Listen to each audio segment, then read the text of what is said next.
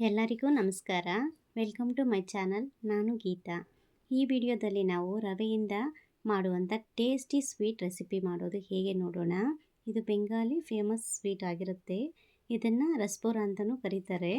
ಇದು ತುಂಬ ಸಾಫ್ಟಾಗಿ ಸ್ವೀಟಾಗಿ ಚೆನ್ನಾಗಿರುತ್ತೆ. ಈ ಸಿಂಪಲ್ ರವೆ ಸ್ವೀಟ್ನ ಹೇಗೆ ರೆಡಿ ಮಾಡೋದನ್ನು ನೋಡೋಣ. ಮೊದಲಿಗೆ ಸ್ಟವ್ ಆನ್ ಮಾಡಿಕೊಂಡು ಪ್ಯಾನ್ ಬಿಸಿಗಿಟ್ಟು 1 ಕಪ್ ಹಾಲನ್ನ ಹಾಕ್ಕೊಳ್ಳೋಣ. ನಿಮಗೇನಾದರೂ ಚೆನ್ನಾಗಿ ಬೆಣ್ಣೆ ಇರುವಂಥ ಹಾಲಿರೋದಾದರೆ ಅದನ್ನು ಕೂಡ ಹಾಕ್ಕೊಂಡು ನೀವು ಮಾಡ್ಕೊಬೋದು. ಟೇಸ್ಟ್ ಚೆನ್ನಾಗಿ ಬರುತ್ತೆ. ಹಾಲನ್ನ ಒಂದು ಕುದಿ ಬರೋ ತನಕ ಕಾಯಿಸ್ಕೊಂಡು ಆಮೇಲೆ ನಾವು ರವೆನ ಸೇರಿಸ್ಕೊಂಡ್ರೆ ಆಗುತ್ತೆ. ನೋಡಿ, ಇವಾಗ ಹಾಲು ಕೂಡ ಒಂದು ಕುದಿ ಬರ್ತಾ ಇದೆ. ಕುದಿ ಬರಬೇಕಾದ್ರೆ ನಾವು ಇದನ್ನು ಕಲಿಸ್ಕೊಂಡು ಅದರಲ್ಲಿ ಅರ್ಧ ಕಪ್, ನಾವು ಆವಾಗಲೇ ಏನು 1 ಕಪ್ ಹಾಲು ತೊಗೊಂಡಿದ್ವಲ್ಲ, ಅದರಲ್ಲಿ ಅರ್ಧ ಕಪ್ ಸೂಜಿ ರವೆನ ಹಾಕ್ಕೊತಾ ಇದ್ದೀನಿ. ನೋಡಿ, ಸಣ್ಣ ರವೆನ ಹಾಕ್ಕೋಬೇಕು. ಏನಾದರೂ ರವೆ ದಪ್ಪ ಇದೆ ಅಂದರೆ ಮಿಕ್ಸಿ ಜಾರ್ಗೆ ಹಾಕಿ 1-2 ನಿಮಿಷ ಆನ್ ಮಾಡಿಕೊಂಡು ಆಫ್ ಮಾಡಿಕೊಂಡು ಪುಡಿ ಮಾಡ್ಕೊಂಡು ಹಾಕ್ಕೊಂಡ್ರೆ ಆಯಿತು. ನೋಡಿ, ಸ್ವಲ್ಪ ಸ್ವಲ್ಪನೇ ಸೇರಿಸ್ಕೊಂಡು ಗಂಟು ಆಗದೆ ಇರೋ ಥರ ಮಿಕ್ಸ್ ಮಾಡ್ಕೋಬೇಕು. ನೋಡಿ, ಈ ಥರ ಸ್ವಲ್ಪ ಸ್ವಲ್ಪನೇ ಸೇರಿಸ್ಕೊಂಡು ಗಂಟು ಆಗದೇ ಇರೋ ಥರ ನಾವು ಚೆನ್ನಾಗಿ ಮಿಕ್ಸ್ ಮಾಡ್ಕೊಳ್ಳೋಣ. ನೋಡಿ,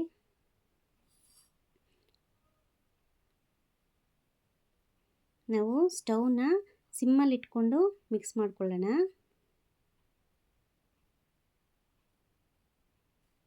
ರವೆ ಹಾಲಲ್ಲಿ ಚೆನ್ನಾಗಿ ಮಿಕ್ಸ್ ಆಗೋ ಥರ ಕಲಿಸ್ಕೋಬೇಕಾಗತ್ತೆ. ನೋಡಿ, ಈಗ ರವೆ ಹದವಾಗಿ ಬೆಂದಿದೆ. ಈಗ ನಾನು ಸ್ವಲ್ಪ ಏಲಕ್ಕಿ ಪುಡಿನ ಹಾಕ್ತಾಯಿದ್ದೀನಿ. ನೋಡಿ, ಅದ್ರ ಜೊತೆಗೇ 1 ಸ್ಪೂನಷ್ಟು ತುಪ್ಪ ಸೇರಿಸ್ಕೊಂಡು ರವೆನ ಚೆನ್ನಾಗಿ ಬೆರೆಯೋ ಥರ ಮಿಕ್ಸ್ ಮಾಡಿಕೊಂಡ್ರೆ ಆಯಿತು. 1 ಸ್ಪೂನಷ್ಟು ತುಪ್ಪ ಆದರೆ ಸಾಕಾಗುತ್ತೆ.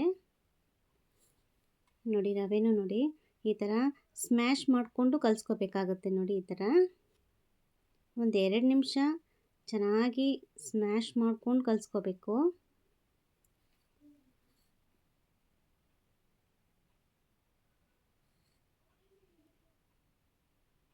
ನೋಡಿ, ಇವಾಗ ಇದು ಚೆನ್ನಾಗಿ ಮಿಕ್ಸ್ ಆಗಿದೆ, ಬೆಂದಿದೆ. ಇಷ್ಟಾದರೆ ಸಾಕು. ಕ್ಯಾಪ್ ಹಾಕಿ ತಣ್ಣಗಾಗ್ಲಿಕ್ಕೆ ಬಿಡೋಣ. ಸ್ಟವ್ ಆಫ್ ಮಾಡಿಕೊಂಡು ನೋಡಿ, ಈ ರವೆ ತಣ್ಣಗಾಗೋದ್ರೊಳಗಡೆ ನಾವು ಒಂದು ಶುಗರ್ ಸಿರಪ್ನ ರೆಡಿ ಮಾಡ್ಕೊಳ್ಳೋಣ. ಒಂದು ಪಾತ್ರೆನ ಬಿಸಿಗಿಟ್ಟು ನಾನು 1 ಕಪ್ ಆಗುವಷ್ಟು ಸಕ್ಕರೆ ತೊಗೊಂಡಿದ್ದೀನಿ. ಅದೇ ಕಪ್ಪಲ್ಲಿ 1 ಕಪ್ ನೀರನ್ನ ಹಾಕ್ಕೊಳ್ಳೋಣ. ನೋಡಿ, ಸಕ್ಕರೆನ ಚೆನ್ನಾಗಿ ಕರಗೋ ಥರ ಕರಗಿದ್ಮೇಲೆ 3 ಏಲಕ್ಕಿನ ಹಾಕ್ತಾಯಿದ್ದೀನಿ. ನೋಡಿ, ಅದ್ರ ಜೊತೆಗೇ ನಾನು ಒಂದು ಅರ್ಧ ಚಿಟಿಕೆಯಷ್ಟು ಕೇಸರಿ ಕಲರ್ನ ಹಾಕ್ತಾಯಿದ್ದೀನಿ. ನಿಮ್ಗೆ ಬೇಕು ಅಂದರೆ ಹಾಕ್ಕೊಳ್ಳಿ, ಇಲ್ಲಾಂದರೆ ಸ್ಕಿಪ್ ಮಾಡ್ಕೊಳ್ಳಿ. ಈ ಸಿರಪ್ ಏನು ಪಾಕ ಏನು ಬರೋದೇನು ಬೇಡ, ಸ್ವಲ್ಪ ಚಿಕ್ಕಿ ಆಗಿದ್ದರೆ ಸಾಕಾಗುತ್ತೆ. ನೋಡಿ, ಬೆಂದಿದೆ. ಸ್ಟಿಕ್ಕಿ ಆಗಿದ್ದರೆ ಸಾಕು. ಜಾಮೂನ್ಗೆ ನಾವೇನು ಸಿರಪ್ ರೆಡಿ ಮಾಡ್ಕೊತೀವಲ್ಲ ಆ ಥರ ರೆಡಿ ಮಾಡಿಕೊಂಡ್ರೆ ಸಾಕಾಗುತ್ತೆ. ಈಗ ಇದನ್ನು ಸ್ಟವ್ ಆಫ್ ಮಾಡಿಕೊಂಡು ಪಕ್ಕಕ್ಕೆ ಎತ್ತಿಟ್ಕೊಳ್ಳೋಣ.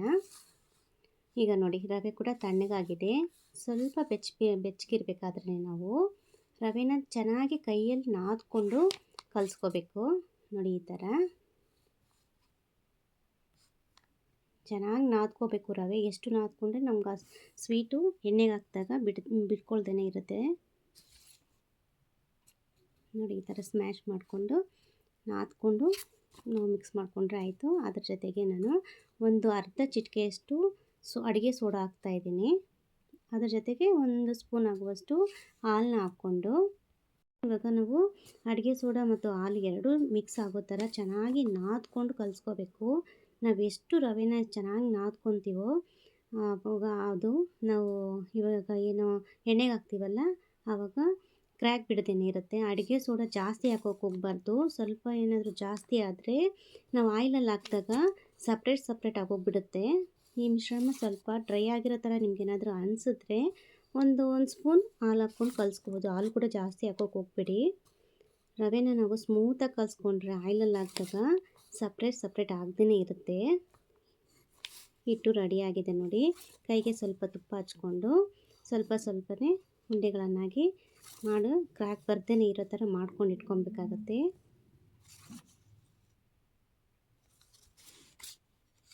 ನಿಮಗೇನಾದರೂ ಕ್ರ್ಯಾಕ್ ಬರ್ತಾ ಇದೆ ಅನಿಸಿದ್ರೆ ನೀವು ಮತ್ತೆ ಚೆನ್ನಾಗಿ ನಾದ್ಕೋಬೇಕಾಗತ್ತೆ ಈ ರವೆ ಮಿಶ್ರಣನ. ನೋಡಿ ಒಂದೊಂದೇ ಬೌಲ್ನ ತಗೊಂಡು ತುಪ್ಪ ಸವರ್ಕೊಂಡು ಕೈಗೆ ಒಂದೊಂದೇ ಬೌಲ್ ತಗೊಂಡು ಈ ಥರ ಪ್ರೆಸ್ ಮಾಡಿಕೊಂಡು ನಿಮ್ಗೆ ಯಾವ ಶೇಪ್ ಬೇಕೋ ಆ ಶೇಪಲ್ಲಿ ಮಾಡಿಕೊಂಡು ಚಿಕ್ಕದು ದೊಡ್ಡದು ನಿಮ್ಗೆ ಯಾವ ಸೈಜ್ ಬೇಕಾದರೂ ಮಾಡ್ಕೊಳ್ಳಿ. ಈ ಉಂಡೆಗಳನ್ನ ಎಲ್ಲ ಮಾಡಿಟ್ಕೊಂಡಿದ್ದೀನಿ ನೋಡಿ. ಈ ಥರ ಮಾಡಿಟ್ಕೊಂಡು ಮುಚ್ಚಳ ಹಾಕಿ ಮುಚ್ಚಿಡೋಣ, ಯಾಕಂದರೆ ಹಾರೋಗುತ್ತೆ, ಚೆನ್ನಾಗಿರಲ್ಲ. ಇವಾಗ ಸ್ಟವ್ ಆನ್ ಮಾಡಿಕೊಂಡು ನಾನು ಎಣ್ಣೆನ ಬಾಣಲಿಯಲ್ಲಿ ಬಿಸಿಗಿಟ್ಟಿದ್ದೀನಿ ಡ್ರೈ ಫ್ರೈ ಮಾಡ್ಕೊಳ್ಳೋಕ್ಕೋಸ್ಕರ. ನಾವು ಚಿಕ್ಕದಾಗಿ ಒಂದು ಬಾಲ್ನ ಮಾಡಿಕೊಂಡು ಹಾಕ್ಕೊಂಡಿದ್ದೀನಿ. ಕ್ರ್ಯಾಕ್ ಬಿಡುತ್ತೇನೋ ಅಂತ ನೋಡೋಣ ಅಂತ.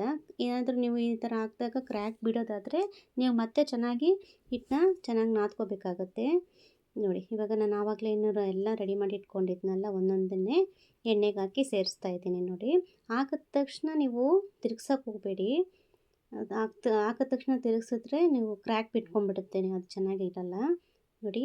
ಇವಾಗ ಸಿಮ್ಮಲ್ಲಿ ಇಟ್ಕೊಂಡು ನಾವು ಈ ಜಾಮೂನ್ಗಳನ್ನ ಚೆನ್ನಾಗಿ ಫ್ರೈ ಮಾಡ್ಕೊಳ್ಳೋಣ. ಗೋಲ್ಡನ್ ಕಲರ್ ಬರೋ ತನಕ ಫ್ರೈ ಮಾಡಿಕೊಂಡ್ರೆ ಆಯಿತು.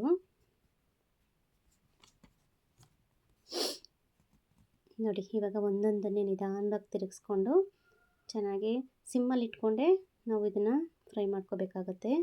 ನೋಡಿ ಇದು ಕೂಡ ಗೋಲ್ಡನ್ ಕಲರ್ ಬಂದಿದೆ. ಇವಾಗ ನಾವು ಹಿಟ್ಟನ್ನ ಎಷ್ಟು ನಾದ್ಕೊಂಡು ಚೆನ್ನಾಗಿ ಕಲಿಸ್ಕೊಂಡ್ರೆ ಅಷ್ಟು ಚೆನ್ನಾಗಿ ಬರುತ್ತೆ, ಇಲ್ಲಾಂದರೆ ಈ ಎಣ್ಣೆಗೆ ಹಾಕಿದಾಗ ಕ್ರ್ಯಾಕ್ ಬಿಟ್ಕೊಂಡ್ಬಿಡುತ್ತೆ. ನೋಡಿ ಇವಾಗ ಜಾಲರಿ ಇದಕ್ಕೆ ಹಾಕ್ಕೊಂಡು ನಾವು ಎಣ್ಣೆನ ಎಲ್ಲ ಸೋಸ್ಕೊಂಡು ಒಂದು ಸೈಡ್ಗೆ ಇಟ್ಕೊಂಡ್ರೆ ಒಂದು ಪಾತ್ರೆಗೆ ಸೇರಿಸ್ಕೊಂಡ್ರೆ ಆಯಿತು. ಆವಾಗಲೇ ಏನು ಮತ್ತೆ ನಾವು ಇನ್ನೂ ಸ್ವಲ್ಪ ಇಟ್ಕೊಂಡಿದ್ವಲ್ಲ ಅದನ್ನು ಕೂಡ ನಾನು ಹಾಕ್ತಾಯಿದ್ದೀನಿ. ಈ ಸೆಕೆಂಡ್ ಟೈಮ್ ಹಾಕ್ತೀವಲ್ಲ ಆವಾಗ ನಾವು ಸ್ಟವ್ನ ಆಫ್ ಮಾಡಿಕೊಂಡು ಹಾಕ್ಕೊಬೇಕಾಗತ್ತೆ. ಎಣ್ಣೆ ಬಿಸಿ ಇರುತ್ತಲ್ಲ, ಬೇಗನೆ ಕಲರ್ ಚೇಂಜ್ ಆಗಿಬಿಡುತ್ತೆ. ಇಲ್ಲಾಂದರೆ ಸ್ಟವ್ ಇವಾಗ ಆಫ್ ಮಾಡಿಕೊಂಡು ನಾನು ಸೇರಿಸ್ಕೊಂಡಿದ್ದೀನಿ ನೋಡಿ. ಸೇರಿಸ್ಕೊಂಡಾದ್ಮೇಲೆ ನಾವು ಸ್ಟವ್ ಆನ್ ಮಾಡ್ಕೊಬೋದು. ಹಾಕಿದ ತಕ್ಷಣವೇ ಆವಾಗಲೇ ಹೇಳಿರೋ ಥರ ನೀವು ತಿರ್ಗಿಸ್ಕೊಳಕ್ಕೆ ಹೋಗಬೇಡಿ, ಒಂದೆರಡು ನಿಮಿಷ ಬಿಡಿ, ಆಮೇಲೆ ತಿರ್ಗಿಸ್ಕೊಂಡ್ರೆ ಆಯಿತು. ನೋಡಿ ಈ ಥರ ನಿಧಾನಕ್ಕೆ ಒಂದೊಂದೇ ತಿರ್ಗಿಸ್ಕೊಂಡು ಫ್ರೈ ಮಾಡಿಕೊಂಡ್ರೆ ಆಗುತ್ತೆ. ನೋಡಿ ಕಲರ್ ಚೇಂಜ್ ಆಗ್ತಾಯಿದೆ.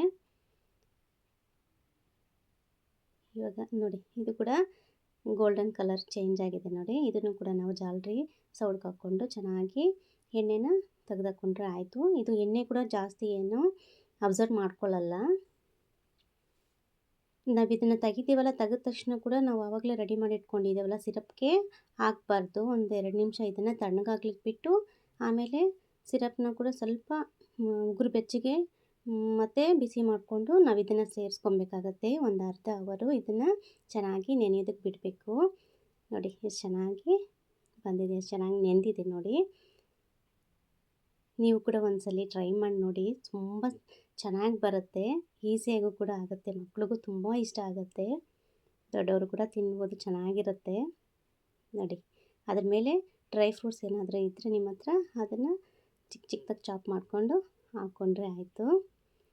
ನೋಡಿ ನಾನು ಇವಾಗ ಇದನ್ನು ಸ್ಪೂನಲ್ಲಿ ಕಟ್ ಮಾಡಿ ತೋರಿಸ್ತೀನಿ, ಎಷ್ಟು ಸ್ಮೂತಾಗಿ ಬಂದಿದೆ ನೋಡಿ.